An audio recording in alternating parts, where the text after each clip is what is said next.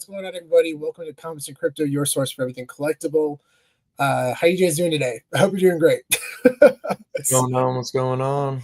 Yeah. Good to see everybody. Thank you so much for joining. We have a lot of awesome topics to talk about today, but I think I'm a little off right now because there's something I want to talk about first. I want to talk about Trent Nguyen, also known as Wayne, a member of the VeVe community. He recently passed, and I just wanted to talk about him for a moment and talk about his memory. We met Wayne a few times at Comic-Con events. I didn't have a chance to get to know him personally, but he was an unbelievably kind person every time we met. He was a really, really nice guy, and he was a huge part of this community. He posted amazing photos, and he cared so much. And if you are in Los Angeles, there's going to be a memorial held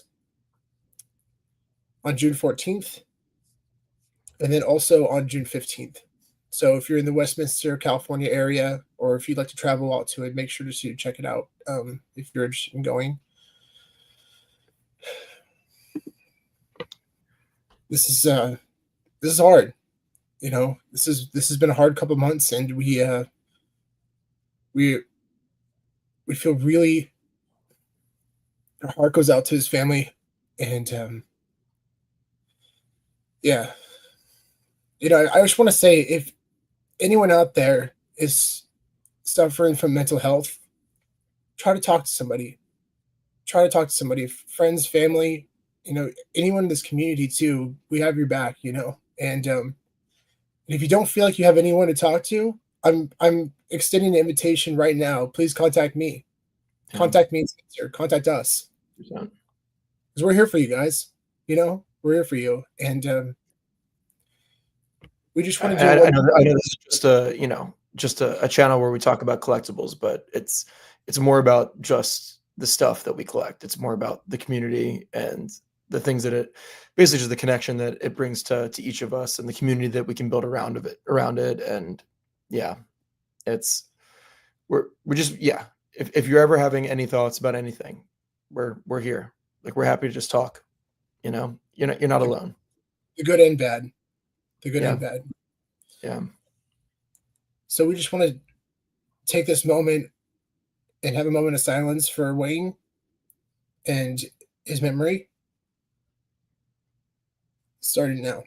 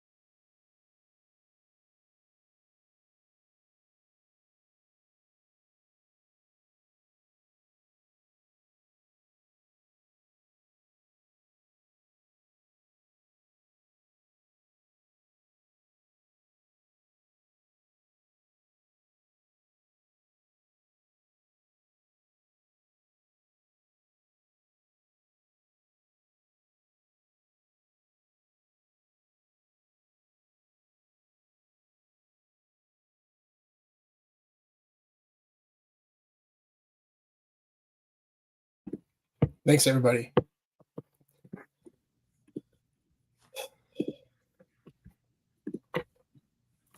So we're going to pivot to the VeVe event happening in Lisbon. Really exciting event. It's going to be fun. Spencer, you're going to be attending. You want to talk a little bit about it? Yeah, I'll talk a little bit about it. Yeah, I mean, so I'm going to be at NFC Lisbon. So if anybody else out there in the community is going to be there, please reach out to us and let us know. We would love to meet up. Obviously, if you're in the VeVe community, I'm sure we'll be seeing you at this party, but you know, we'll be at the conference as well. And you know, I'm going to be there for, I think, like 5 nights, you know, around that time. So would love to meet up with everyone who's going to be there. But yeah, VeVe had a crafting event today for ticket holders of the NYCC ticket. So for the New York Comic Con, they released a whole different set of tickets where they had, you know, 4 different rarities. And I believe for this one, they did a crafting event where if you had any of the 3 ones, you could burn that original one and then craft this new ticket, which is, basically your admittance into the big VeVe party that they're having at this event. And then I think if you held a gold and silver ticket, is basically an automatic entry for this one. So you didn't really have to burn that one for the crafting event. But yeah, really exciting and cool to see that they're still, using this ticket system and, creating really cool collectibles that, kind of represent the memories that we will definitely have and build, and the connections that we'll build at these events. So yeah, I'm really stoked to be there. It's going to be a really, really fun event. VeVe always does a great job with their parties. It sounds like this one's going to be on a rooftop. So that'll be super cool. Lisbon's an amazing city. And yeah, I'm just stoked for this event. And I guess as a reminder for everybody who is planning on going for this, in addition to getting yourself a ticket through the VeVe app, VeVe also sent out an email with a link to RSVP through a Google Doc. So definitely make sure that you also RSVP through that. I'm pretty sure that is a requirement, and also just kind of a courtesy to the team so that they can make sure that they get all the numbers correct for their catering, and making sure the event is correct for everyone. So yeah, super exciting event. I think this is such a fun way to add additional value for collectability for tickets. Yeah. And in real life, guys, tickets are a big deal. We started to really get into the market over the past year. We've collected a few ourselves, including selling a record sale for a world premiere ticket for Harry Potter. We sold it for $5,000. Yeah. That was really tough. There's a question that's going to come in later. Yeah. I said, what are your regrets? And it's still bittersweet. Yeah. We'll come back to that, but it's fun to see tickets. And we're going to talk more about tickets later, but seeing it in digital format, these memories that we have, it seems like, for New York Comic Con, they produced a lot of them, but now there's crafting abilities for future events. So it's really fun to see that. So I'm really loving this a lot. It's really cool to see these tickets for these events. And you're seeing companies like Ticketmaster have also kind of gotten into this to some extent, where they've released some collectible NFT tickets for some of the artists that they sold tickets for. So I think we're going to see more and more of this over time, and it's a way to prove that you were there, and then artists or bands or whoever it is can then reward people who've supported them over the years and have been to those events, and actually have a record of those things. So I think it's just a really cool way for continued fan engagement. Yeah, definitely. And also for everyone out there, if you plan on going, there's a couple ways you can go about it. If you have New York Comic Con tickets that you want to craft, and so that way you don't have to pay for additional tickets, you can do so, or you can purchase them in the marketplace on VeVe. And then you can RSVP that way. So just want to make sure everyone out there knows those are different ways you can go about it. And make sure to go to vv.me and sign up now if you haven't already. And if you haven't signed up yet, use our referral link in the details. Support the podcast, and yeah. Yeah. And if you're going to be in Lisbon and for whatever reason you can't get a ticket, I'm happy to give you my +1. So yeah, first come, first serve. First come, first serve. First serve, disclaimer. All right, this is very cool, guys. So a big shout out to Cali Comic Store. He's been producing amazing content. Yes. Really, really cool content. And his VeVeverse stores and shops have been really inspiring. I've had conversations with him about the VeVeverse, and I personally have not dived deep into the VeVeverse yet, but his content is incredibly inspiring, and it shows the potential of where this is all going to go. This is a collaboration with Nerd Cave. So if you're not following Nerd Cave, definitely follow Nerd Cave, a great resource for collectibles content. Yeah. And this is their partnership. So they can create a partnership, and this is their store. They're very passionate about physical and digital collectibles. And I love this too, especially because for this reason, and he pointed this out, this is great. So this is a layout of the store, which is absolutely stunning, beautiful. But on the shelf right there are VHS tapes. Yeah, let's go. That's so awesome. That's so awesome. So if you're not following Cali Comic Store, make sure to do so at Cali Comic Store, and also Nerd Cave at NerdCave77. Great content. Definitely give them a follow, and they're going to have some really cool announcements coming out soon. So make sure to definitely give them a follow. Speaking of which, we got California Comics in the house. What's going on? What's up? We'll give a shout out to everyone else who's here while we're at it. What up, Chris? What's going So, on, man? and guys, Gar- make sure you bring in those questions. We noticed there are some questions that coming in. So, if you Yeah. have questions about physical digital collectibles, make sure to write it in the comments, and Yes. we'll circle back on those. Gary, I see your question there. We'll get to that a little bit later. But what up, Bill? How's it going? Hey, Oh, Bill, Gary gave us a what is up too. What's up, Pastor Neck? no, What's up, Chris? What's going Chris, on? Chris, Hey, Matt. What's going on? What's going on? And C Lau. What's yeah, up? what's Thanks up? for joining us, guys. Excited to have you here. So, Bitcoin's been on a tear lately, reaching Yep. almost $112,000. I did it actually reach 112,000? I'm not sure if we reached that high yet, but it's been reaching all-time high after all-time high. So yeah, super exciting to see that the market's starting to heat up. And I think most people predicted that this summer is kind of when the bull run would really start to kick off, and it seems like things are coming just in time for that. Usually, it's a certain amount of time after the halving. People start to see things pick up, and things are kind of happening right on cue with that. So yeah, we're seeing all-time high for Bitcoin. I think a lot of other altcoins are still not quite reaching their all-time highs yet, but I think Bitcoin is usually the leader in these markets, and then people cycle their profits into altcoins. So hopefully this summer will be officially altcoin season, and we'll see everything else start to run up towards their all-time high and hopefully exceed it. We've seen Ethereum has been climbing quite a bit. It's gone up over $1,000, just in the last month or so, which has been really exciting to see. It's still far ways off from its all-time high, but I have no doubt that it'll eventually make its way up there. But yeah, those I think just in general, I think we're getting excited to see the market make a turnaround. Hopefully, OMI will have its day during altcoin season this summer. I think we're all very hopeful for that, and with the implementation of Stacker and OMI to NFT and all these exciting things happening within the VeVe ecosystem with OMI. I think it's only a matter of time before we start to see things move in that direction there as well. Yeah, Omi had a bit of a push this morning. It went from 0.000002 to 0.0026, up I think 20%, 25%. When you see big spikes like that, usually you'll see a sell off. Totally. Especially Bitcoin, we've seen that. It's back down to 108,000, which I mean, oh no, it's back down to 108,000.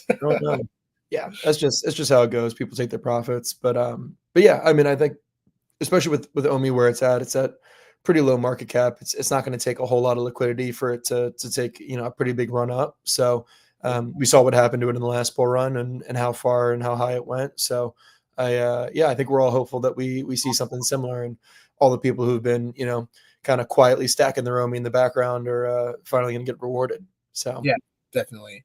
Yeah, it's really exciting, especially big shout out to Stacker. It's been exciting to see utility finally coming to OMI. We're able to purchase all collectibles now on the Stacker marketplace with OMI. And now you can purchase Ethereum and USDC directly with your credit card on the platform and convert that to OMI within 60 seconds. So yeah, this is really exciting, guys. And we're starting to see utility. We're starting to see growth. I was curious to see if we're ever going to be able to buy Disney collectibles with cryptocurrency, and here we are. Now we can. That's a really big step forward, a really big deal that a licensed store has allowed that. I know everybody, still wants their they want to have their collectibles taken off the app. They want to make sure that they have their own keys. I think ultimately, we've talked about this many times, but it's just going to come down to royalties. If Disney can be guaranteed royalties for their collectibles, they'll allow it. Oh. But the problem is that's been a huge issue. So it's not a VeVe problem. This is definitely the licensors. A lot of the big companies that have this say, my opinion at least, this is speculative on my end, by the way. This is no inside source or anything. This is just speculation on our end. But it's logical, right? I mean, you have multi-billion dollar companies on the platform that are making quite a bit of money in secondary sales. They want to make sure that continues, and we want that to happen because it makes them happy, and then they'll continue releasing cool content and expand in the crypto market, right? In Web3, we want to see that. We want to see encouragement from these companies, and we're starting to see it. We're starting to see it. Yeah, and I don't think we're ever going to see, personally, I don't think we're ever going to see VeVe NFTs on mainnet ETH. you know, just because ETH doesn't have a way of enforcing royalties at the chain level and at the smart contract level. It's up to the exchanges to decide whether or not those are being enforced. And obviously, there have been a lot of exchanges like Blur who have kind of screwed that up for artists and for licensors. So I don't think we'll ever see them on mainnet ETH. But if there's anybody who's ever able to build a layer 2 or layer 3 on top of Ethereum that are, you know, basically able to enforce those royalties at the chain level, then I think that it's very, very likely that we'll see these things come off of the VeVe app, and you know, you'll actually be able to trade these in a fully decentralized way. But yeah, it's just you need those royalties to be enforced. Otherwise, it just doesn't make sense. Right. Definitely. And a lot of it too comes down to obviously worldwide adoption. And here's an example. It's really interesting to see how Bitcoin, it all starts with Bitcoin. It's the foundation, right? Almost 40 states now want Bitcoin in their reserves. A few years ago, like this wouldn't even seem possible, but 40 out of the 50 states in the United States want Bitcoin in the reserve. This is massive. This is bold. And obviously, you know, Trump has been talking about it at the federal level for a long time, which, you know, feet have been dragged on that promise, but hopefully that comes at some point. But yeah, I mean, it would be huge to see this. I mean, saw like El Salvador was the first country to really adopt Bitcoin, you know, at the national level. And yeah, I mean, it's cool. I've traveled to El Salvador, and you know, at this point, it's probably 3 years ago when I was there, but I was walking around, you know, just these like tiny little like food markets, you know, in like small villages, and people were accepting Bitcoin. Like they're accepting cash and they're accepting Bitcoin, which is just crazy to see. Yeah. I mean, this is a currency that's accepted worldwide, and there's only 21 million. There's only going to be 21 million. Yeah, and it makes sense. You know, when the whole world accepts one currency, that's incredible. Yeah. It's tremendous faith. And it's, you know, something that, you know, you can't print more of it. It's censorship resistant. You know, the chain isn't easily stopped. I mean, there's, you know, a whole bunch of controversy. There was a big hack, like a $200 million hack on Sui within the last couple of days. And, you know, basically, you know, the company that was hacked, you know, paused all their smart contracts. And there was all this debate around, you know, whether or not things are too centralized, if somebody's able to just stop the chain, which like, I get that, you know, it's a good idea to try to, you know, salvage those funds and make sure that people aren't losing money. But at the same time, like that kind of goes against what, you know, decentralization really is about and what people have been going for, you know, at this point, you know, Bitcoin's been around for almost, you know, a decade and a half. So it's, you know, Bitcoin really at this point is the only one that's really shown that has been able to maintain that status. So I think it's just inevitable that it's going to have, you know, continued worldwide adoption. Yeah, absolutely. And before we jump into our next topic, we want to make sure to give a shout out to our sponsor, Fannable.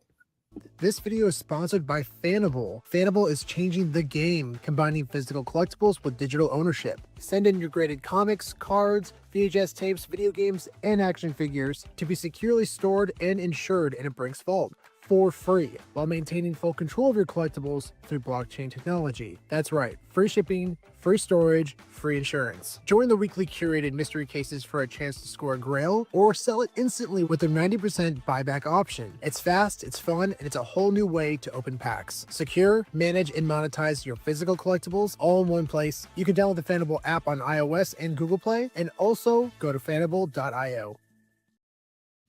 Nice. Real quick, Sean, I wanted to bring up this comment real quick from California Comics. This is super cool, man. We got to talk about partnering on something VHS related in the VeVeverse. Definitely. I really appreciate you, California Comics. That's awesome. And again, make sure to give him a follow at California Comics Store. Make sure to give him a follow. He's fantastic. So we've been bounties. Let's just jump on the bounty topic. We've been posting a lot of bounties over the past few months, actually. We're picking up quite a few. We've been hitting almost none. And then for some reason, just in the last like week, we've just been landing all of them. Oh, I think one day we got like 2 or 3 of them. And we'll dive into that in a second. But here's a couple that we were able to claim, including the first appearance of John Walker. It's a very cool collectible. We were able to claim this one for 500 gems. This is the publishing year mint of the comic. Came as an uncommon. And we are also able to claim both of our bounties for the Stormtrooper helmets, Series 1, the common 1977, and also the secret rare 501, which represents the 501st Legion. It's also the last mint number. So we were thrilled. I told Spencer, like, I don't know if we're going to be able to get I didn't think both. we were going to get either of them. I to be honest, I didn't think we were going to get either. I mean, it's just people collect these 1977 mints and the 501 mints, and yeah, people put a lot of value on these, and there's also Series 1. So yeah, I just I wasn't sure if people were gonna sell it to us at the price that we're looking at. I think a lot of people, you know, look to hold these things when they get them, but very lucky that they were minted by people who are looking to sell. So Definitely, it's a win for everyone. yeah, We're happy to have these in our collection, and also, you know, if somebody wants to keep it, that's okay too. Which we've definitely come across over the past few days as well. yeah. Including the Stormtrooper helmet. This was minted. The Series 2 is the first time we have a chance to see inside the helmet, officially licensed by Disney and Star Wars. This is an absolutely incredible piece of history because this legitimately is the first time that we see it. But yeah, we did not get the bounty on this one. We were we were turned down. We were turned down. Yeah, there were some offers, I think, slightly above. I'm not sure what the owner's plans to do with at this point, but pretty cool. Yeah, it's very cool. I'm just happy that it was minted. Actually, in full transparency, the owner of the Grogu 2019 came back to us and said, "Is the bounty still active?" And unfortunately, you know, we're budgeting things out, and we told him that we can't offer him the bounty price anymore because he turned us down. Because we've been spending our money on all these other things. Yeah, we posted other bounties since then. So we made an offer, and he ended up going to someone else for the actual bounty price. So, and that's so if anybody wants to, you know, if anybody sees that on the blockchain, I just want to make sure I explain that first. As much as would love to have had that.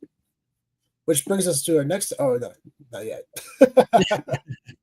Bounty raids. So, Avengers 43, first appearance of the Red Guardian. Red Guardian is a significant character in well, it was formerly known as the New Avengers.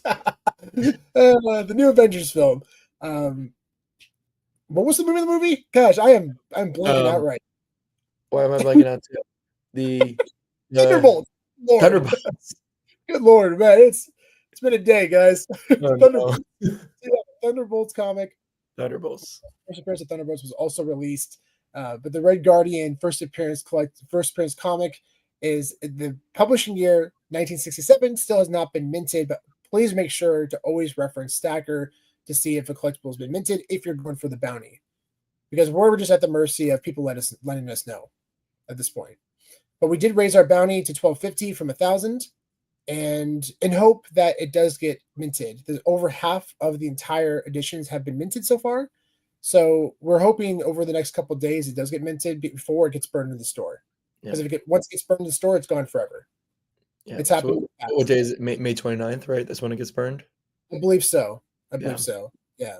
So we'll make sure. A little less than a week left. Yeah, make sure to follow our socials for up-to-date information on our bounties, and hopefully it just doesn't get burned from the store. So we did mention the Grogu 2019. However, the Din Djarin first appearance collectible 2019, the year that the Mandalorian was released on Disney Plus, is still active. So this bounty is still active. If you're interested, and if you do land it and you want to sell to us, let us know. We'd love to purchase it from you. Either way, we just hope it doesn't get burned. So yeah, really exciting. And make sure to send this out to your family and friends too. I mean, this is a chance to potentially get a $2,000 collectible for free by signing up using our QR code. It's a way to support the channel and also get some free collectibles. So you get $10 free if you sign up using our referral link. I will say for this one, I think this collectible costs $20, so you don't get the collectible fully for free, but half off. So referring mostly to the comic books. Yes, comic books, those come out to be free usually. Yeah, exactly. So yeah, still some really, actually next week episode, Spencer, we should talk about some comic books that we're excited for that haven't dropped on VeVe yet. That'd be fun. Sure. Yeah, we could totally do that. That'd be a fun conversation for sure. From Chris here, the 501st Legion needs that 501 mint in their Jedi archives. I agree. If they make the right offer, we will sell it to them. Yeah, definitely. It's really cool too because those collectibles. I mean, we've seen stormtroopers drop, but this is it's not a character. This is more of an actual. So it's referred to as a first edition. So it's more like a statue of Yeah. not a. Yeah, but I mean, I can see them being kind of like used almost as like accessories, like in the VeVe. So like if you have an avatar, then your avatar could run around wearing a stormtrooper helmet. Yeah, exactly. Yeah, it's very cool. Whether it's in a shelf or you can use it in the VeVe, that's actually would be really, really awesome. What a flex that would be, right? Being able to walk thing. Then it says your mint number 501. That'd be awesome. Floating above your head. Yeah. That'd be What's going on, Michael? Hey Michael, thanks for joining. So we had an awesome drop on Fannable. Fannable dropped the Galaxy's Far, Far Away collection, and it was a sellout, a very quick sellout actually. Yeah, very cool. They had some fantastic comics, all dedicated to outer space. There was Star Wars, Marvel, like Thor or Silver Surfer, or even the Jetsons. They had quite a variety of collectibles in the mystery case drop, and this is probably one of the coolest Star Trek, probably one of the coolest collectibles I've seen yet. Look at that, the hologram outside of the case. So cool, so well designed. Huge shout out to Fannable and also their partner for creating such quality collectibles. The packs themselves are so much fun to collect, and there are 100 of them for $99 each, and they sold out rather quickly. And the reason why it wasn't an instant sellout was because they limit them. The first 10 minutes, you only can have one on your account. So it gives everybody an opportunity who wants one. Then after 10 minutes, you can have up to two. So within 20 minutes, they sold out. I mean, if they did like 5 max mint right away, they would sell out instantly. So I appreciate them to allow as many people as possible who wants a case to get a case. Yeah. Them to allow as many people as possible who wants a case to get a case. Yeah.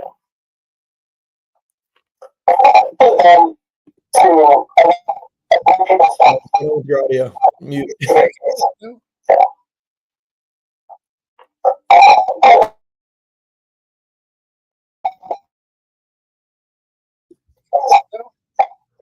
That's weird. What is happening? There's something going on with Sean's audio. I think I'm gonna take him down. Add him back. That's weird. We need to leave the stream real quick and come back. Sorry about that, guys. Sometimes we have some technical difficulties, and StreamYard doesn't always work exactly the way that we want it to. I guess if anybody's hearing anything weird on my side in terms of kind of the volume and weird background noise, let me know, just so we can identify whether or not it's me or whether it's Sean.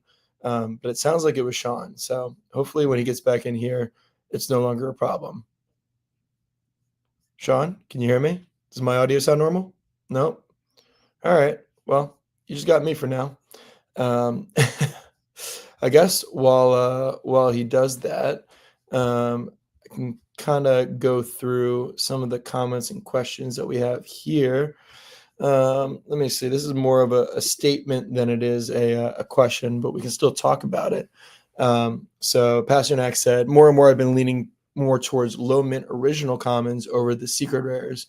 The grail covers to me are the best, and for at least for now, low mint seem to be the closest thing to grades. Yeah, great point that you bring up here. So yeah, I guess to talk about that a little bit. We originally were very, very big on, I mean, still are very big on low mints, but especially we did a lot of collecting on the low mint SRs and spent quite a bit of money on those, and still have a lot of those in our collection. But yeah, we I feel like have shifted our focus a little bit and have focused a little bit more on the original covers as well. But yeah, I mean, me personally, I'm, as much as I am a fan of the original cover, just because it is the original IP and that's kind of what everybody's really excited about. I'm personally a really big fan of the ultra rare VeVe exclusive covers, because that is something that you can only get in digital format. That's not something that you can get, in physical format until VeVe, eventually does do some physical releases. But at least for the time being, those are things that are digital exclusive. So I think just because of the format that they're being released in as NFTs, I find those to be, kind of extra special because it's something that's exclusive to the format that they're being released in. So yeah, that's kind of my personal takes on that. Sean, do you have anything to add on it? I don't know. You didn't hear my response on this, but assuming your audio is working, let's test it out.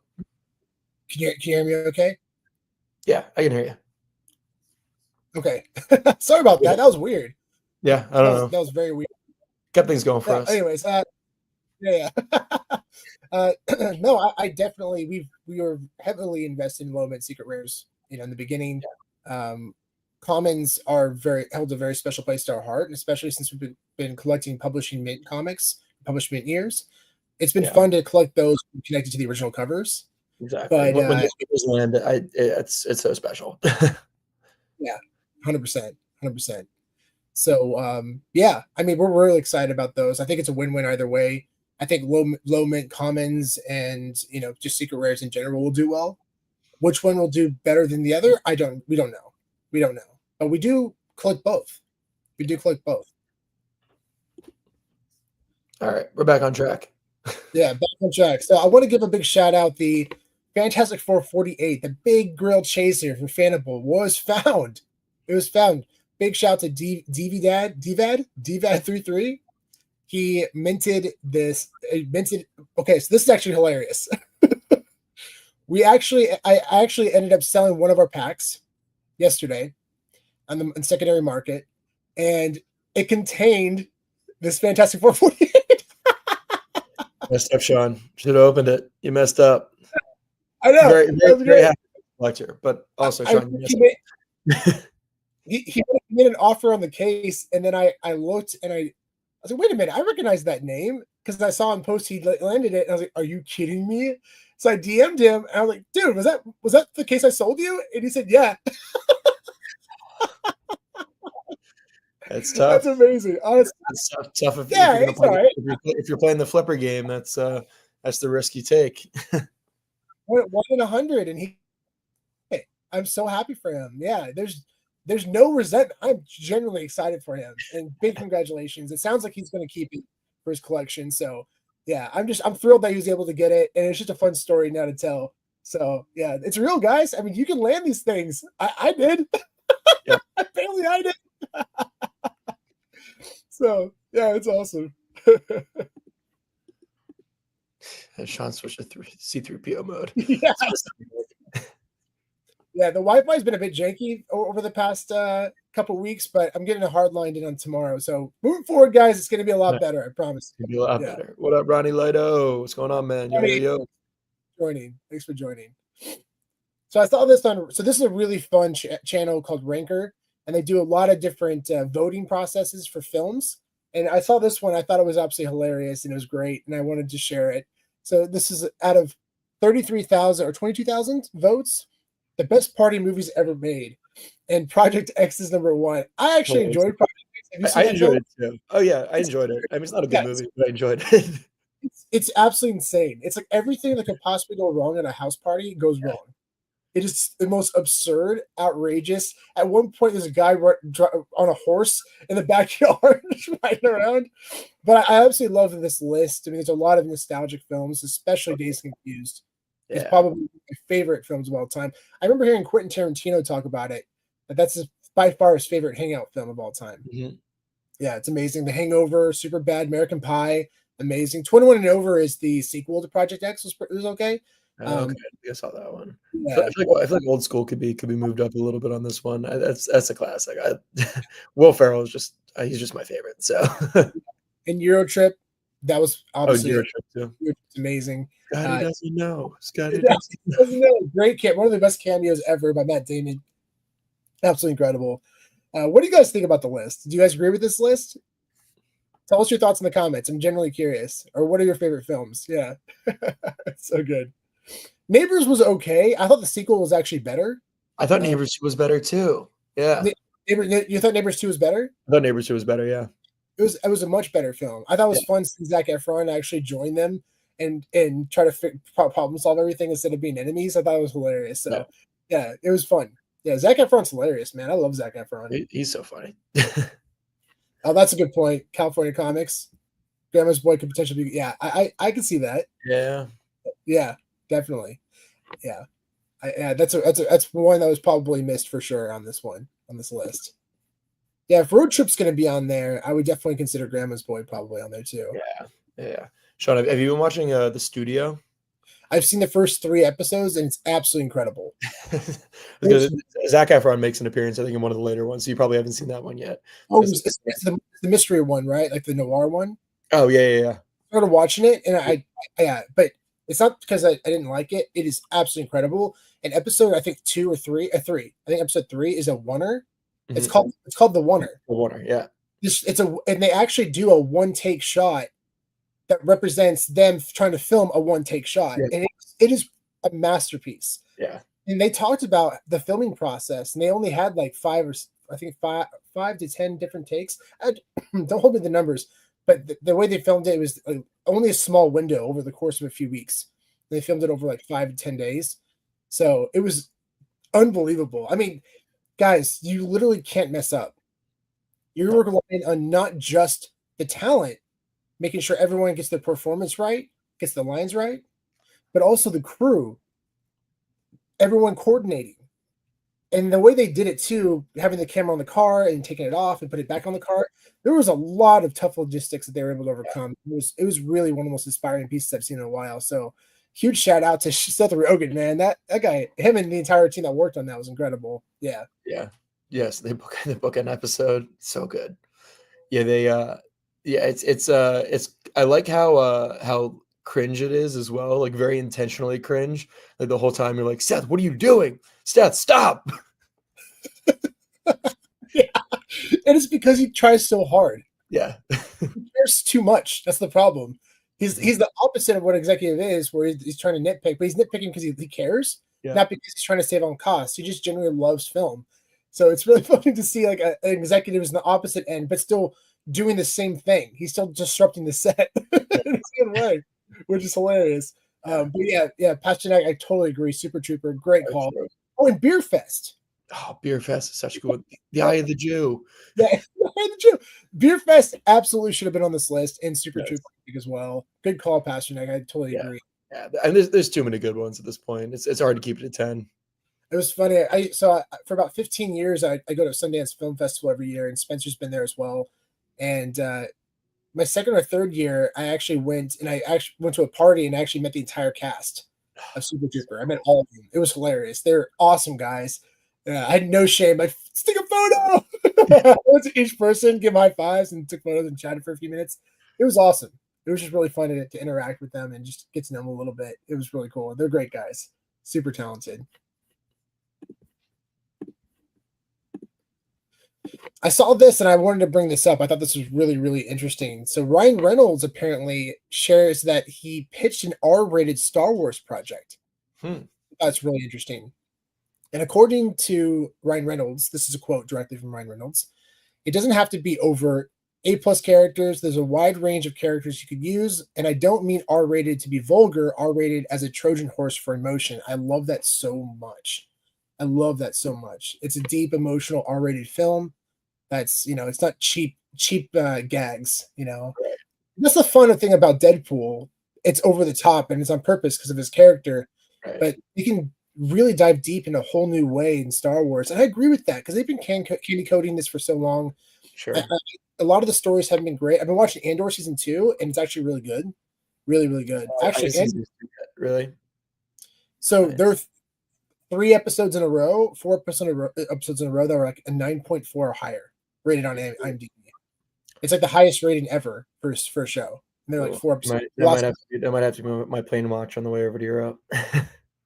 So it's exciting to see Disney accept the R-rated films or R-rated content because we're going to start to see whole new genres open up.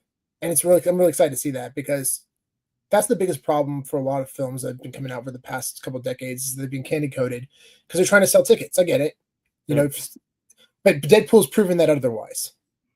Deadpool has become a massive success, and I think that they're probably going to expand that further. And Ryan Reynolds is the core factor of that. I don't know if you guys know the story. This is a really story. So Ryan Reynolds worked with the original director of Deadpool on previous films, including X-Men Wolverine. What was it? It was the one with when Ryan Reynolds was playing Deadpool in it, and it wasn't very good. But he was the supervising VFX coordinator on that, and he and Ryan Reynolds wanted to make an original Deadpool film. So they went to the studio and they pitched it. And remember, guys, at this time there had not been any R-rated films from Disney, so they're very sensitive over this. This is like what 2010, 11, 12, somewhere around there. And they said, okay, here's a small budget. Here's like $50,000. Go make us something to show us what you're envisioning. And it was the freeway scene. There's a whole freeway sequence. If you look it up online, you could find it. They used that sequence to show the style of the film, and they showed it to the studio, and the studio said, we just don't see it. We just can't endorse spending $100 million on an R-rated film. There's no proven track record for that. It's a huge risk for us. Yep. They said, okay, well, that was that, right? Well, apparently the video got leaked. No, it did get leaked somehow. I don't know who leaked it, but it did. And it went viral. People went nuts over it. It got millions and millions and millions of views over a couple of days, and Disney couldn't ignore it. So they gave them a micro budget of around $40 million to shoot Deadpool. And that's what they had. And they made hundreds and hundreds of millions of dollars from that film. And that was it. That was the beginning of a whole new generation of films. And they made Deadpool 2. And that's the reason why Logan was made. And Logan, I mean, that speaks for itself. Logan is a masterpiece in itself. But big thanks to Ryan Reynolds for making that happen and pushing his vision. Such a cool story. I bet he leaked it himself. I wouldn't be surprised if it was them. It was smart. Why? Yeah. It was a smart move. And they'll never come out publicly and say it. I mean, at this point, Brian probably will. He probably will at some point. If he did, I bet he would. Right? Yeah, who cares? But yeah, I would love to see an R-rated Star Wars. I want to see them get edgier and push it a little further. I mean, I obviously Luke Skywalker, the whole storyline with that has a special place in my heart, but there's just such a mass universe out there of content created by George Lucas that they can dive into, you know, and they're kind of missing the mark on that. They're missing out on an opportunity. And I remember Kevin always talked about that, how he was just tired of the same storyline, man, or it's like a spinoff of the storyline, or it's like a sideline of the storyline. It's like, come on, let's see something new, see something fresh. And we will see it. It's going to happen. Yeah. Yeah. Hopefully Ryan's track record will allow that to happen for us. Yeah, he's definitely earned it. So this is really interesting, guys. This is a really interesting story that was released recently. Boom Studios was acquired by Penguin Random House. And Penguin Random House has announced that they're pulling its entire digital catalog from digital platforms. So this move is going to limit access for readers, especially those relying on libraries for diverse and inclusive titles. But what does this mean? I mean, this is a huge loss, obviously, for a lot of people, because one, they thought, oh, I can enjoy these comics, these Boom comics, on a monthly fee, but now they're taken away from me. So this proves the importance of digital ownership. Mm-hmm. This perfectly emphasizes the need for digital ownership. We've seen the same thing happen with streaming services. There's a lot of shows that I really enjoyed, like Willow. There's a Willow series that came out. Disney released it, and they just 86'd it like it never even happened. You can't get it on physical. The only way you can get it is if you illegally download it. Otherwise, it's like it never existed. Yeah. That's crazy. It's crazy. So, could we see Boom on VeVe? I think it's possible. Yeah. They're continuing to bring on new indie publishing companies and also big publishing companies. You know, we saw a Bad Idea come on recently, and I think Boom would be an amazing partner. I think it'd be a great fit. Yeah. Huge collaboration. So I'm rooting for it. I'm hoping that it happens. Again, speculation on our end, but it's an interesting move, right? That they're pulling all the digitals off. It's very interesting. I'm curious why they did that. Where the world is becoming more digital, and a lot of the value is becoming more is relying heavily in digital. They decided to do that. I think either they're going to create their own platform, or they're looking to partner with someone else. Yeah, but yeah, I think it's a no-brainer that I mean, a no-brainer, but at least in my mind, it is that they would, pivot this a little bit more towards more Web3 so that people actually can own these things. And it's not just, kind of just free reign out on the internet. Yeah. Yeah, exactly. So we'll find out, and we'll definitely keep you all posted. A record sale happened recently on Heritage Auctions. This Ken Griffey Jr. rookie card sold for $280,600. Absolutely incredible sale. And this shatters the previous record of $84,000 for a Ken Griffey Jr. rookie card. Ken Griffey Jr. is a very sentimental person for me. And one of my most prized possessions is actually this baseball right here. The weather has not been good to it, but it's signed by Ken Griffey Jr. And I had this personally signed by him at a baseball game. I told my dad, I want to get Ken Griffey Jr.'s autograph. We went to our sports card shop that we would go to frequently, and I got a baseball and a pen. And we went early for batting practice. I saw Griffey run out of the dugout, and I had my pen. I was like, Griffey, come sign my ball. And he ran over. I'm like 10 years old. He ran over and signed it, and I almost passed out. Yeah. I still think of him as one of the greatest athletes of all time. His career ended way too early, but his records still prove otherwise. That he's 100% a first ballot Hall of Famer, if not already a Hall of Famer. I think he might be already. But yeah, absolutely incredible human being and an incredible athlete. So it's really cool to see this sports card market, guys. You haven't been following it; it is absolutely bananas. Yeah, absolutely insane. This is a really cool moment that I wanted to share. So Dwayne Johnson acquired a PSA graded ticket of when he watched his father perform as a wrestler. So if you don't know, Dwayne Johnson's dad was a wrestler for WWF. And he used to go watch him.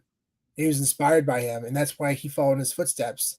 When his football career ended, he decided to focus on wrestling, and then the rest is history. He became one of the biggest actors and influencers of all time. So this is a clip of him going through and looking at the video, looking at the actual ticket, and to see how important it is for him. It's really special. So I want to share that with you guys.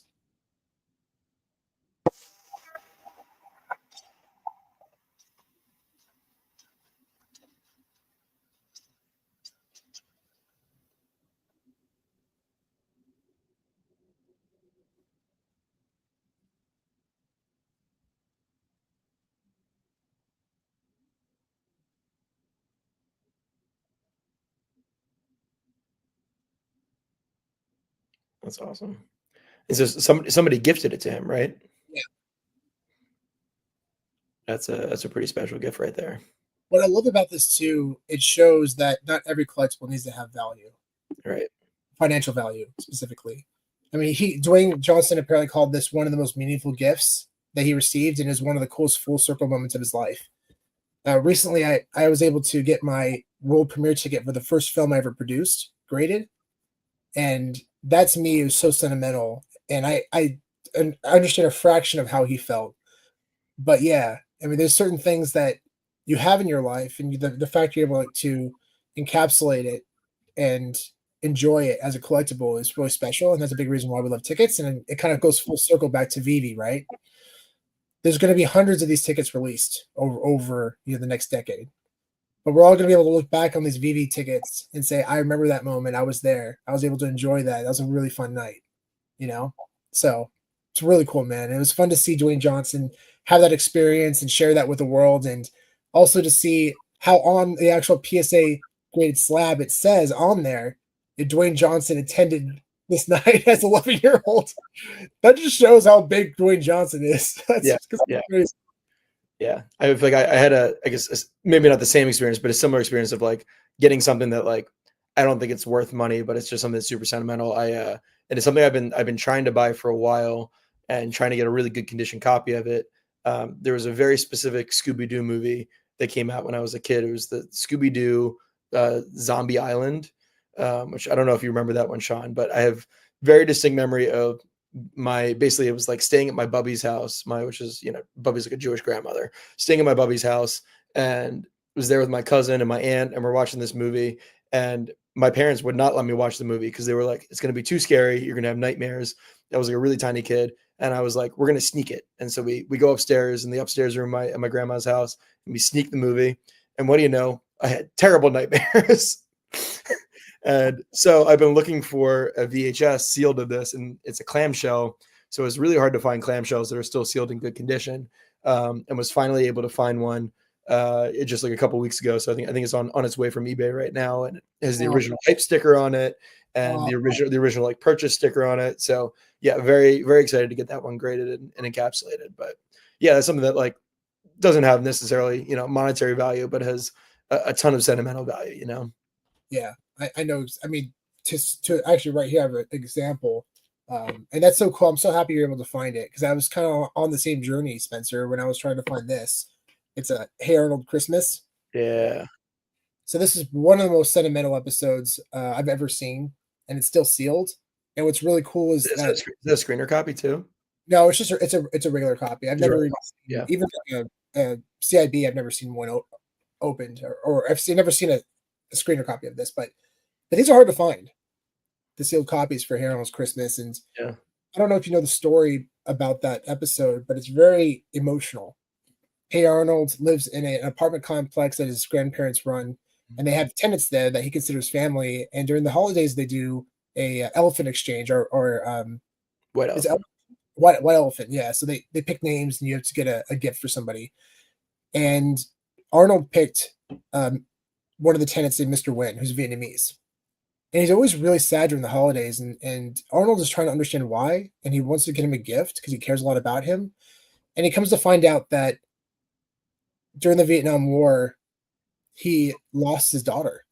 He gave his daughter to the American soldiers, and he's been on a journey trying to find her.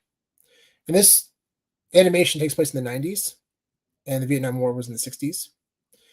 So that's what the story is about. Hey Arnold trying to find his daughter for him.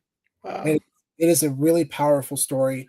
And I recently found out Craig Bartlett, the creator of Hey Arnold, spoke about that episode and said the voiceover artist of Mr. Nguyen actually went through the same thing. Oh, wow. So it was incredibly personal for him. Mhm. And I was thought, my heart. Actually, he's going to be at NostalgiaCon in Anaheim in a couple weeks, Craig Bartlett. And my sister's gonna go, so hopefully we can get this thing signed by Craig Bartlett. That'd be a dream come true for me. Yeah. Did you see? Wasn't your sister like the president of the Hey Arnold fan club or something like that? Dude, my sister was the president of the Hey Arnold fan club, and she's also on her license plate. It says Hey Arnold on it. That's awesome. Cool, dude. Yeah. So it's actually an inside joke now because she goes to a lot of Comic Cons. And she talks to a lot of the voiceover artists, and people like talk about this stuff, the things that really, and they're like, yeah, the person has a license plate. This is Hey Arnold. It's crazy. The person has the Hey Arnold license plate. It's really funny. So yeah, and actually cool, really interesting too. I don't know if y'all know this, but Craig Bartlett, his wife, or his brother-in-law, is Matt Groening, the creator of The Simpsons. Oh, no way. Yeah. How crazy is that? What those Thanksgivings and holidays must be like, huh? All right. That's awesome. Yeah, Steph, your story reminded me of this, and that's what it's all about, right? That's what makes collecting exciting. Obviously, there's things that you look at that are just investments, but we like to look at things that have a combination of both, that have sentimental value and also potentially financial value as well. All right, pivoting to VHS, I want to recognize a couple really awesome sales that have happened recently. This Child's Play 2 screener. So this is a promo copy sent directly from distributors to the retail stores, VHS rental stores, of Child's Play 2, not the first one, Child's Play 2, sold for $1,500. Wow. These collectibles are given, these VHS tapes were given for free to distributors, typically one per rental shop, or at least the ones that had strong relationships. Mm-hmm. And, they were mostly watched or even just discarded, right? Nobody thought back then that these were going to be collectible. Mm-hmm. But now they're seeking high premiums. And a 9.6 too. That's a clean copy with an A+ seal. Woo. On top of that, having a black case like this, that's crazy. That's crazy because these are definitely get damaged really easily. Totally. They crease really easily. And yeah. So the value definitely probably came down to the grade as well, but it's super cool to see it. Yeah, because this could potentially be one of the highest graded copies for sure. The next one we're really excited about because this was actually a sale that we personally made. This is a Lord of the Rings Return of the King Academy screener that we sold for $3,000. And it's been really fun talking to that collector, getting to know him personally and his passions. He's really passionate about film, and it's been fun getting to know him personally. And I mean, this collectible, we have another copy. So as you all know, we have one that's signed. Yep. And Signed by the hobbits. We have this copy, so we're willing to let it go, at a reasonable price. We're very bullish on these for many reasons, especially the Lord of the Rings Return of the King, because these were sent directly to the Academy Awards for voting for the voters. And around this time, there are probably only around 4,000 voters. So it's safe to say there are only about 4,000 to 6,000 ever produced of this tape. And it's a rare variant of the original Lord of the Rings film. And it also represents one of the most historic, the most historic moment in Oscar history. Only 3 films have won 11 Academy Awards: Ben-Hur, Titanic, and Lord of the Rings Return of the King. Except Lord of the Rings Return of the King swept the Oscars, went a clean 11 for 11, something we probably won't see for another 100 years. It's very likely. It's crazy. So, and it's also the first sci-fi film ever to win Best Picture. It's technically fantasy, not really sci-fi. But yeah, good point. Yeah, you're right. Yeah, it's not sci-fi. You're right. I'm sorry. Yeah, it's definitely not sci-fi. Fantasy. Thank you for clarifying that. We got a lot of fun for that one. Yeah. And so that actually leads into this question, though. So, in our opinion, what's a fair asking price to look out for Academy screeners such as Return of the King, other screeners you like potential of? Well, I mean, I guess this is kind of the floor price for a sealed one, at least at this point. I mean, if you can find one for cheaper, it's probably a good price to get it at, just because, we were able to establish a sale for 3,000. So this gives you a pretty good gauge of, at least what other people are valuing these at, Yeah, definitely. And again, none of this is financial advice, guys. Prices fluctuate up and down. Totally. One could pop up for 1,500 and it'll just sit there for weeks, until somebody pulls the trigger on it. I've seen one recently, actually. We helped a friend acquire one for like $150, but it got sniped quick. That's the thing too, right? But we were paying attention, and we were able to, send that opportunity to a friend. But we look every day on eBay for these prices. We're constantly monitoring. So yeah. And we knew that a friend of ours, a good friend of ours, who's also part of the VeVe community, really wanted one. So we wanted to make sure that he was able to acquire one. And I saw that, like, dude, buy this right now because this is not going to last. This is insane. And this happened before this sale. So just everyone out there knows too. The $150 purchase, it was still sealed. Yeah, I mean, that's honestly a fluke. That's the fact that was posted for that much is ridiculous. The person who sold it didn't know what they had. So yeah. I mean, anything under 500, in my opinion, at least, is a no-brainer. I mean, the reason why, guys, because it doesn't get much bigger than this. I mean, we have a Harry Potter Academy screener, and it's really cool, and it represents one of the biggest franchises of all time. But we're talking about a lot of different things when it comes to Academy screeners specifically. We like to collect them because they're fun, because a lot of the films that they represent are really great. But did they do well in the Academy? How else are they viewed? Lord of the Rings checks off every single box. It is one of the biggest franchises of all time, one of the most popular. It's one of the most successful financially, and the most, by far, successful when it comes to Oscar wins. So this represents a massive, massive moment in film history. And we've done a lot of research in terms of how many were potentially produced. We believe, again, 4,000 to 6,000 is probably a good estimate. And this is years before live streaming. So people in 2003, 2004, whenever they received it, had a chance to watch this at home. You had a chance to watch this at your own house. You're going to take that opportunity. You're going to open it up. You're going to enjoy it. Nobody back then was thinking, oh, this could be worth thousands of dollars one day. Absolutely not. They're going to watch the Academy, this massive, massive film, the third final film of one of the biggest trilogies ever, at home. They're going to open it. Yep. So, it's very likely and very possible that we could see less than 100 sealed still today. There definitely are CIB out there, and they're relatively common. And that makes sense, right? People probably like, this is a great film, I'm going to keep it. But they're opened. So finding one sealed is very rare. And again, we feel very passionate about the stat that there's potentially less than 100 sealed today, which is crazy. Yeah, and probably far less than that, to be honest. But yeah, safely say less than 100. Yeah, I agree. Batman laughs. Yeah, if you can find one, jump on it. It's a big one. It's an absolute big one. Yeah, I think we got one more, and then we'll go through all the questions we got here.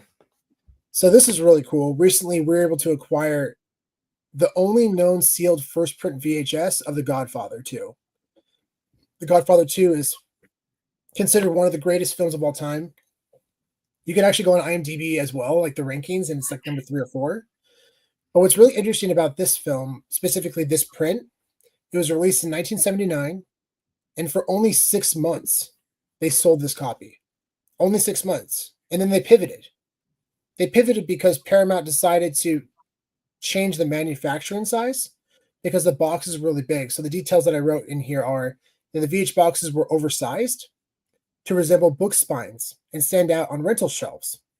But by mid-1979, the studios switched to a smaller slipcase format to reduce costs and shelf space, making these early double Paramount long box releases incredibly rare. There has been a second print sealed copy that was sold on Heritage a couple of years ago, but it has a gold cover and it's a smaller box. Mm-hmm. But it's really cool to have a chance to own this piece of history. I've talked to a lot of the graders in different companies and asked if they've ever seen one, and all of them have said no. This is the only copy they've ever seen. So, will more pop up? Absolutely. But considering when it sold and for how long it sold, and considering the price tag of what it cost to purchase it back then, which is around, I think, $80 to $120, it's very likely this could be one of the only ones still sealed today, which is just a truly a blessing to have. So, yeah, wanted to share that one before we dive into the questions. All righty. I'm going to scroll us all the way up to the top, and then we'll work our way down. Gary O, I know you've been waiting a long time.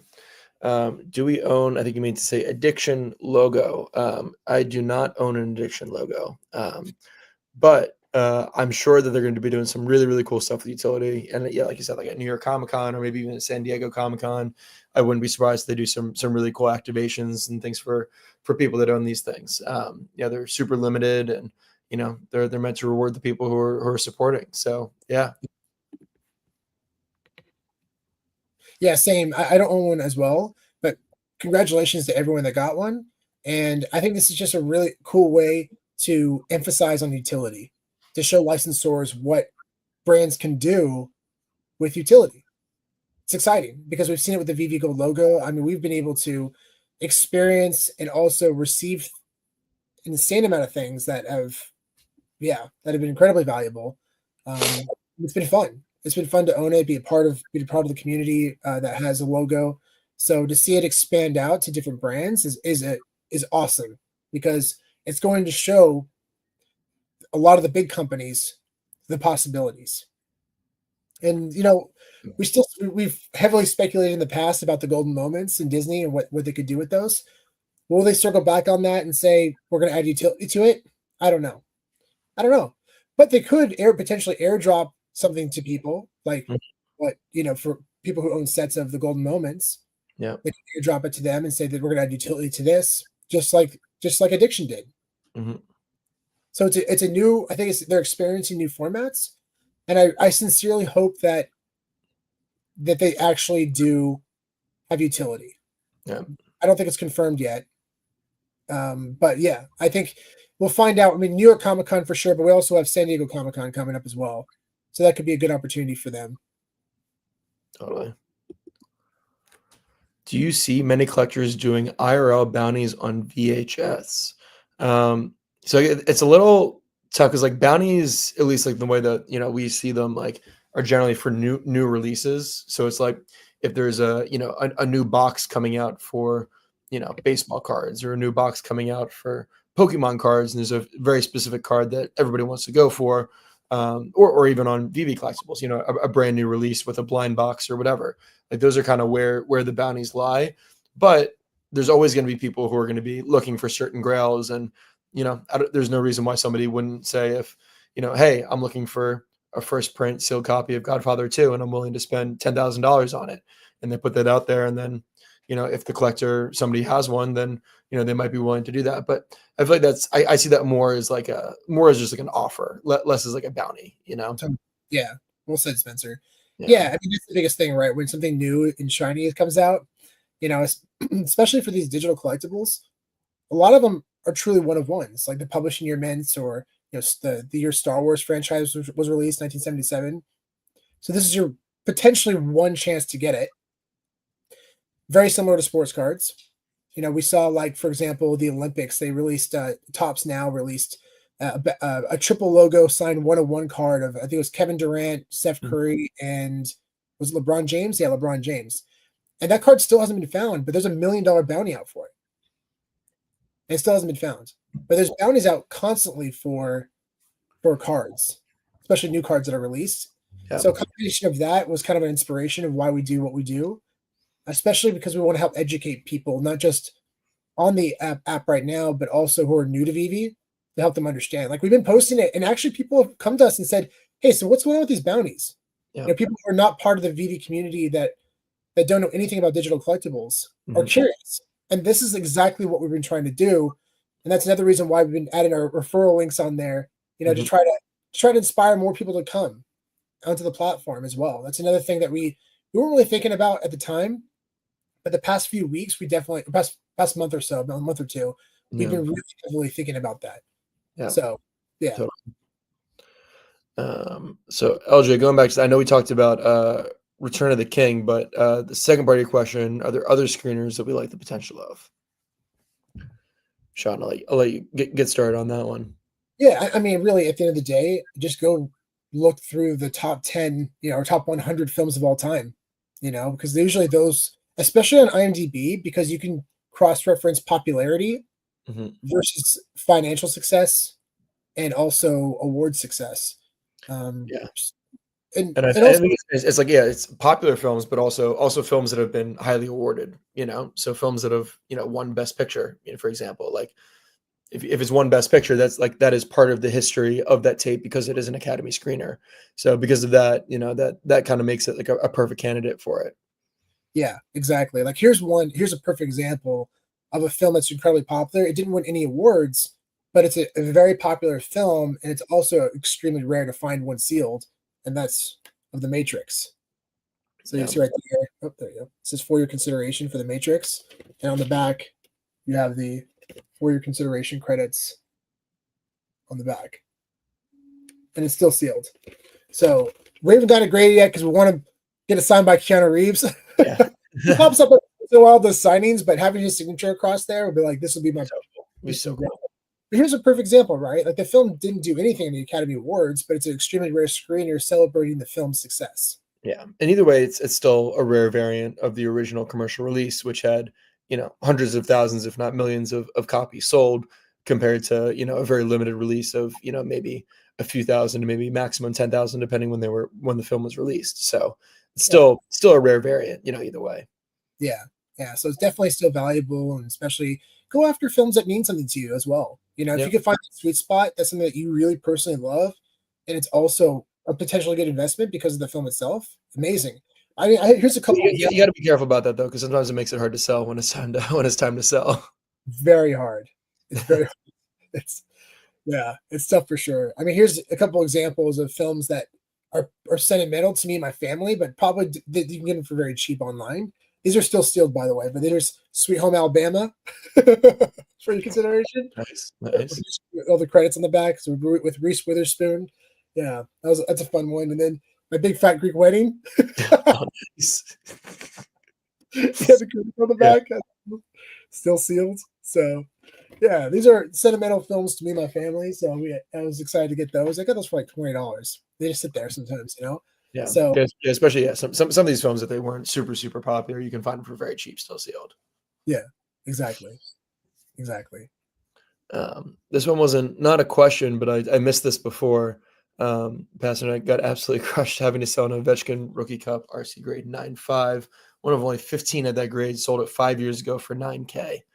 Oh, that great sale, but I'm sure you probably needed it at the time. But yeah, I get why that would make you leave the hobby.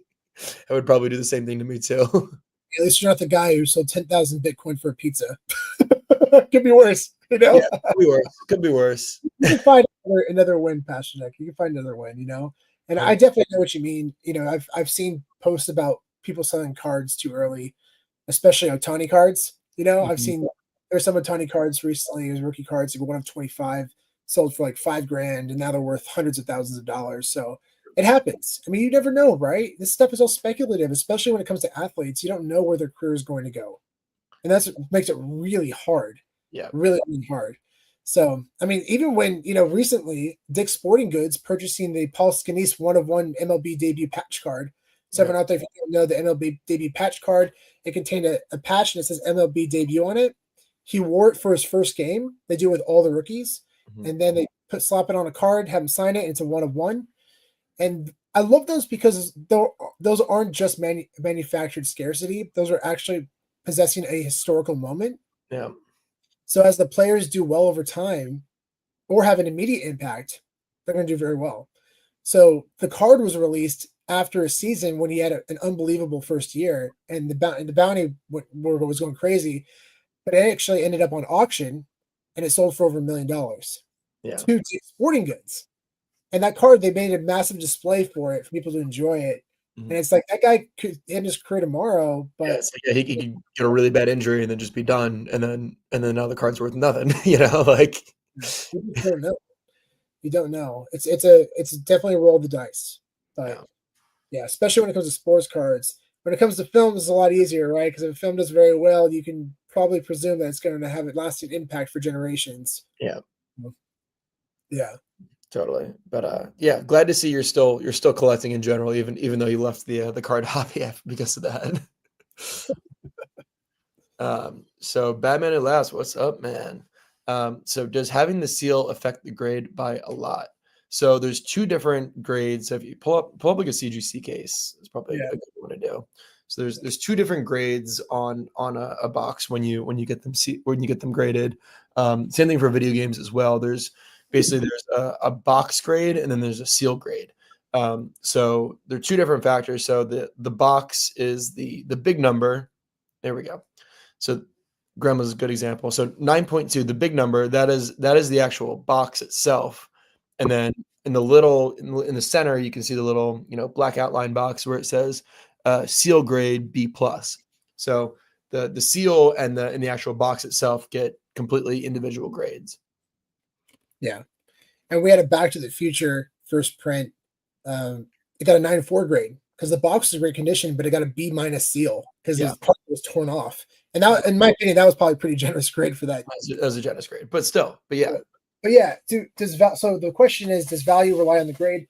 I mean, examples like that, like Back to the Future, there's only 10 known today sealed first prints of Back to the Future. So, having a 9.4 grade, I think that the more important impact is the number, is the grade, and then the second factor is the grade of the seal. Kind of similar to comic books, right? So you see like a 9.4 grade, but then it's like off-white pages, cream pages. White pages is perfect, so it's like essentially an A+. But then it goes lower tiers based on the quality of the cover.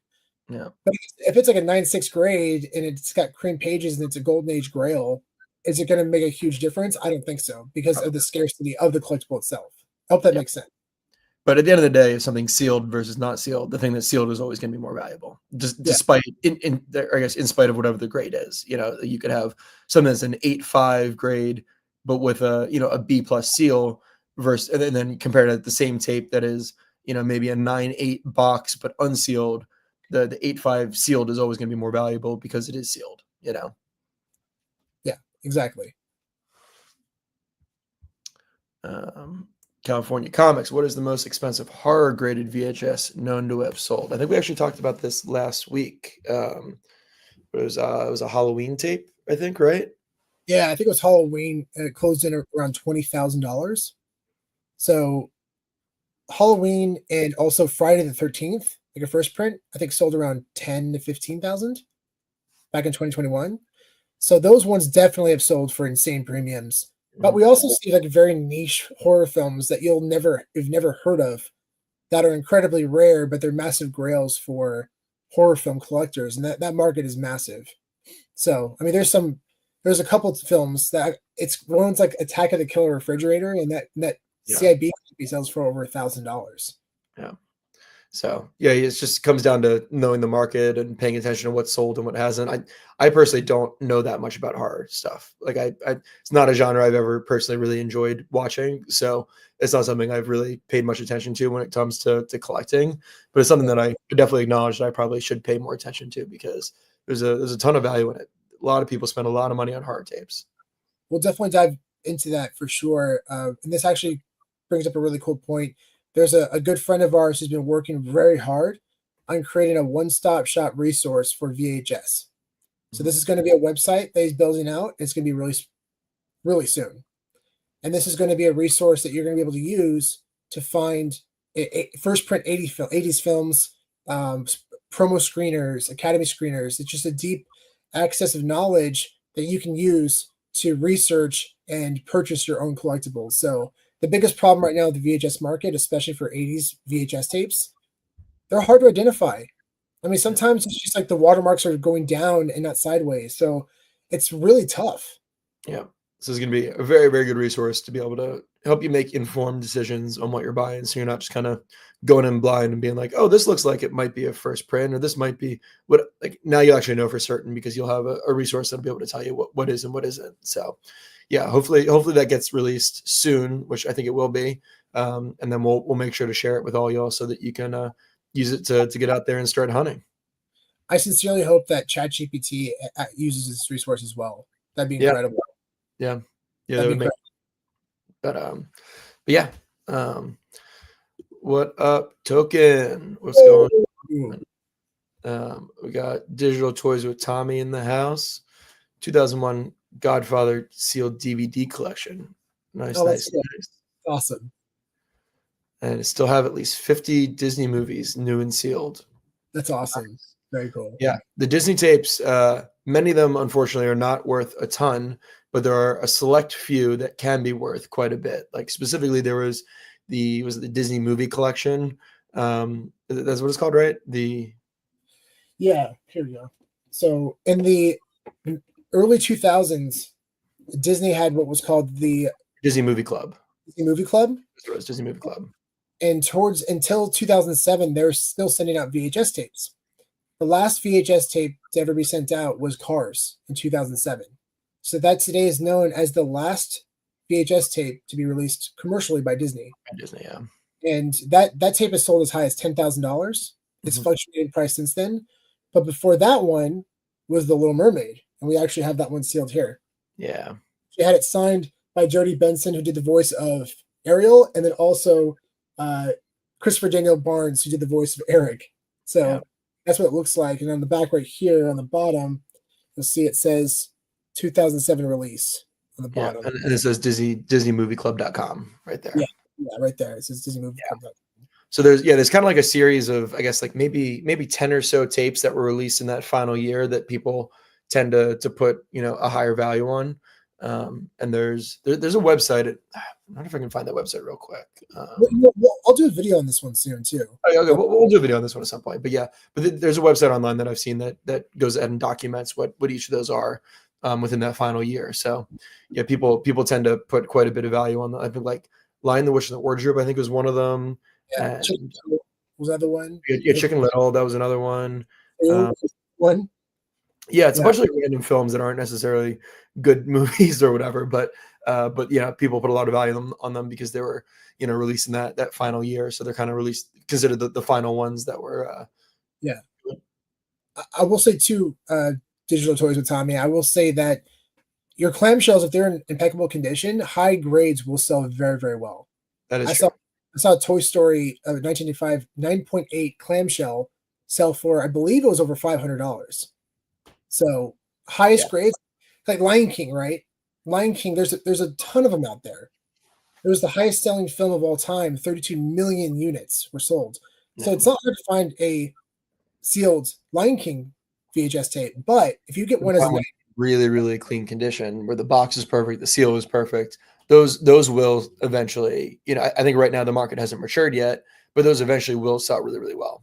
Yeah. So we're not saying those aren't worth anything, because it could be, especially in really good condition.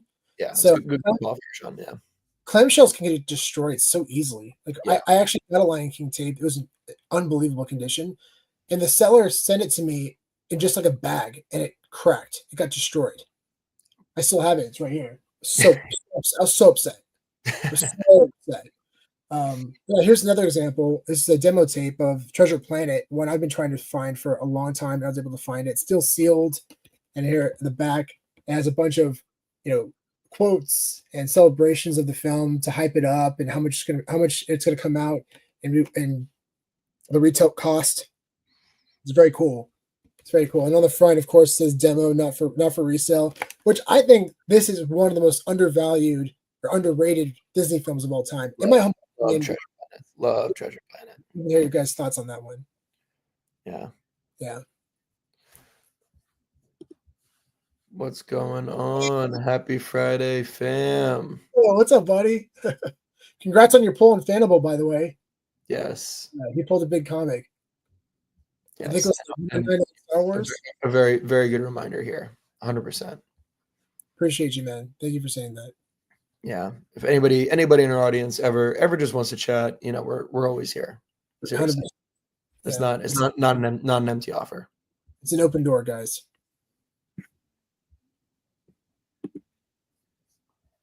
We have another question from Billy. Which comics do you think are currently the most undervalued on VeVe? X-Men 2, X-Men 5 are both pretty scarce. I mean, at the end of the day, it's really about, if you're looking at value, there's obviously, it's kind of tough because you're looking at like Fantastic Four 1 that has 60,000 editions. AF-15 has 10,000 editions. And in real life, those are probably both top 5 Marvel comics of all time. But scarcity does become a factor. Will there'll be opportunities to burn Fantastic Four 1 comics in the future for it to be incentivized to do so? I don't know.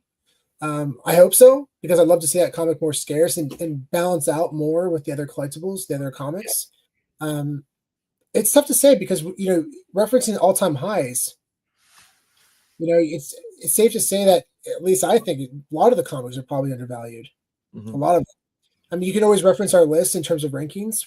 We haven't really touched that one in a while, but if you go to our Linktree Comics and Crypto, you can see our rankings for our comics on VeVe. We haven't updated in a long time because there hasn't really been any big grails that have dropped. A lot of the grails have already dropped, but we'll definitely dive deeper into some of the comics we're excited to see drop still. Yeah. So Alan Thompson, the 1963 mint common Stan Lee on the drop, put it on the market for $1K and it sold in like 30 seconds. Maybe I should have put it more. You never know with these, kind of like the special mint numbers or publishing mint numbers, whatever, just mint numbers that are associated specifically with a person or with an IP.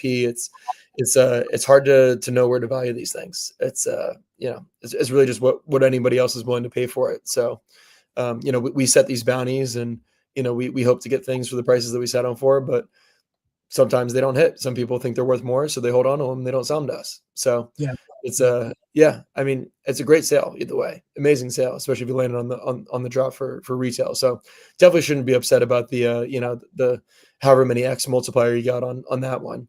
But yeah, you just never know. I think in the future too, if you for anything else that you land, you think is really strong value, maybe throw it up for a price that's probably unrealistic. I think if somebody wants it bad enough, they'll connect with you. Right. Put your Twitter account or social media account on your VeVe platform, and people will find a way to contact you. Totally. Yeah, I mean, we do this all the time with things on our eBay account. Like we'll list things for absolutely unrealistic prices, or maybe prices that we think will be realistic at at a certain point in time when the market matures. But like we're not necessarily expecting to sell a certain tape for $20,000 right now, but we have it listed there just so people know that it exists and to advertise it. Otherwise, people just don't know that these things are out there. So then people can always contact us and make an offer, and we can go from there. But it's a good strategy. Or another option is always putting something up on auction too. Put it up on auction and then advertise that auction on social media, and then draw some attention to it, and people will pay for whatever they think it's worth. Yeah, exactly. And just start it at a price that you're comfortable selling it at. At least in digital format, that these things exist, and I'm counting down the days that you're going to be able to make offers for collectibles on VeVe, for collectibles that aren't even listed. I'm I feel like it's probably going to happen on Stacker before on the VeVe platform. We're seeing a lot of progress on Stacker, which is great because it goes hand in hand, right? They're working together. So I do think that we're probably going to see that on Stacker before VeVe, and I hope it happens, man, because that's going to be cool. Yeah. Being able to make offers for collectibles, and I think that's a really special opportunity, and it's going to save a lot of time and help expedite the process for a lot of people. And obviously, checking sales data is a big one too, but making offers is, I think, the next most important thing. Yeah, I think that's inevitable. So hopefully that's something that comes soon to the platform. But Urkani, appreciate it. We love doing the bounties, so glad to hear that you're loving them too. Thanks, Sorry, Oscar. go ahead, John. You were going to say something? Yeah, I was going to say, actually, so going back to what Spencer was saying about posting collectibles on eBay, we do post them for ridiculous prices just because mostly we just want people to know they exist. And if somebody is interested, they'll make an offer. But that's actually how we sold our Harry Potter ticket. We posted it for $10,000, and a guy hit us up and said, "Hey, we want to buy it for $5,000." And we said, "Okay." It was definitely, we definitely thought about it for a few hours. We're talking about it because we know how significant these world premiere tickets can be for big films like that. And also it was very sentimental to us, but we knew it would have been a great sale, way above what we paid for it. We know it was a win for him because he collects these things, and also it's just good for the space because we can advertise the sale. So it was a win across the board. Yeah, and we're hoping that we're going to be able to find another one at some point. So yeah, we got our eyes out. If anybody ever sees one, let us know. Don't snipe it first.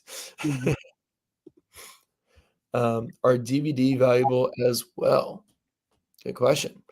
I think just like VHS, it very much depends on the IP and the popularity of it. And, I think, certain films are going to be a lot more significant than others. So, I think it's another, it depends, I think, within the categories of like screeners, I think, DVD screeners are definitely going to be something that is going to be very, very valuable because those are, considered to be, rare variants. Yeah. For example, there we go. For your consideration, Harry Potter, Prisoner of Azkaban, still sealed.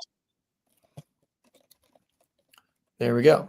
So just like VHS screeners, they sent these out, as DVDs later once VHS was starting to get transitioned away, and certain films have both DVD and VHS screeners for the same film. A little bit more rare that happens, but there was that kind of period in time where there was a crossover. But yeah, I mean, I think there's definitely going to be some value in those, especially in things that tended to.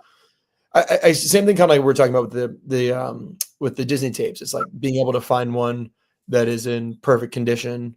Once the whole market kind of for sealed media grows and becomes more mature, those are the ones that are basically the highest grade are going to stand the test of time and be a little bit more valuable than just the regular ones. Yeah, and also you look at the history, right? The first film ever released in the United States on DVD was Twister. It was Twister in 1997 or 96. It's 96 or 97. If you're looking for that, there are a lot of them out there. And I literally didn't practice what I preach. And I started buying some from that year for cheap. I mean, like $5, $10, maybe $5. And I was thinking, oh, I'm swooping up all these first prints. And they weren't first prints. So if you want to know what a first print looks like, make sure to go to CGC Home Video. They did an excellent video covering what the first print looks like for our DVDs. And those sell for a lot. There's a couple on eBay right now for like $2,000. Yeah. Those are definitely an important piece of history that people put value on. If you want to look for something that's very affordable, that I think has potential solid upside, are the Matrix DVDs. To identify first print, make sure you have, it says the anti-theft watermark on the side. It has watermarks on the bottom. There are some with the anti-theft with no watermarks, but I feel very confident that it has to have watermarks on the bottom. And also on the back. This is the most important thing, guys. On the back, right here, it says 1999, 1999. You see it? Right there. So it says 1999 here. And then where does it say again? Oh, yeah, right there. Yeah. Sorry, guys. I'm going to post a higher res photo of that. Yeah, so right here. And then right there. So it says 1999 twice, because there are some out there that look just like this. They say 1999 and 2001. Yeah, And 2001 later is a release. later print. So yeah, Very, this is very definitely noticing the very, very small details on these things. Otherwise, Yeah. you could easily get burned. and CGC grades these. CGC grades these. We sold a 9.6 recently for quite a premium. So yeah, they're definitely out there, but it's really about the grades. It's really hard to get one in a high grade, but you can definitely do it, and they're very reasonable. But yeah, we're excited for DVDs. Definitely excited for DVDs as well. Let's see. Which VeVe variant physical do you feel is most important? It's I mean, the Frank Miller one is just cool because it's just so special because it's Frank Miller. But it's the Incredible Spider-Man. What is it? The Superior Spider-Man #1. I mean, I think that's pretty significant just because it's the first one that was released. You know. Yeah, I definitely agree. I actually have one on Fannable that I'll pull up right now. Let's see. Yeah, I think that was really significant because it represents the first time we ever see a physical Marvel comic associated with VeVe. I think that's an incredibly special piece of history. And for us, it was really sentimental because we were able to meet with David and get it signed by him personally, and it was just a lot of fun. It was a lot of fun to do that. I'm going to pull it up for you guys. I'm sure everybody out there has already seen this one, but just in case if you haven't.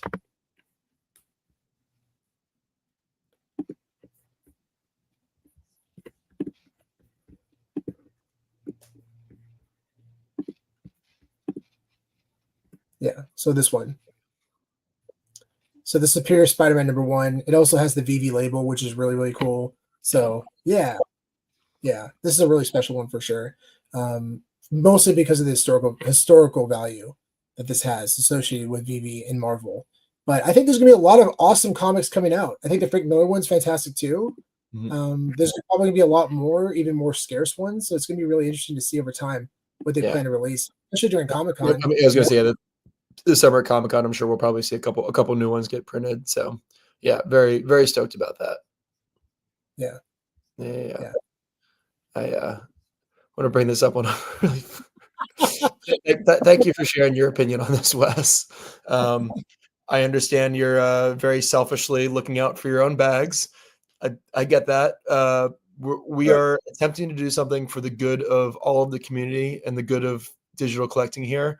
So I apologize that I apologize to you, but I think everybody else is pretty excited about this. So I think you're pretty alone in your opinion here. Yeah. That's hilarious. But thank you for voicing it either way. Classic Wes. Well, guys, this has been a lot of fun. I really appreciate you all. This has been a really great episode, and I appreciate you all coming with questions and curiosity. If you have any other questions, feel free to reach out anytime. We love talking about this stuff, guys. And we want to make sure, if you are especially diving into different markets, we want to make sure to help set you up for the best recipe for success. And the best recipe for success is doing your own research and knowing exactly what it is you're buying. You know, it's not like on VeVe Digital Collectibles where we know exactly what we're getting and how many there are out there. You got to do your research in these physical collectibles. You got to know how many are out there, especially for VHS tapes where there's no pop reports yet. And I think video games might be, but I remember Go Collect actually recently commented on our VHS posting and said we need to get them up soon. I was excited to see that. That was cool to see that. That was really, really cool to see that. Really need to see that. That's massive. Yeah. So, yeah. Well, I appreciate it. And again, big shout out to our sponsor, Fannable. If you're not signed up for Fannable, make sure to do so and get involved in their weekly mystery case drops. And next week is going to be DC focused, so really excited for that one as well. So I really appreciate you. I also want to plug real quick. We are partnering with Gemini, and we've been actually talking directly with the team on trying to get some even cooler things going for you guys. But if you've never used Gemini Exchange, they are one of the first ever, U.S. crypto exchanges. Started in 2014. They've been operating for over 10 years, and Yeah, they're just one of the safer exchanges out there. You know, if you use Coinbase consistently, I would put them at the same level as Coinbase. It was started, you know, by the Winklevoss twins, who, you know, are infamous for their whole dispute with Mark Zuckerberg over Facebook. But we were able to get this offer for you guys, where for first time sign up, you get $15 in Bitcoin the first time that you trade $100. So if you are starting to take some profits on crypto now that things have been going up, Gemini is a great place to do it and get some free Bitcoin at the same time. So you can find the link right here on our stream, or also in the details below. So yeah, if you've not signed up for Gemini before, please give that a sign up, and yeah, support our show. 100%. Again, I appreciate you all. Thank you so much. It's been a lot of fun, and we'll see y'all next week.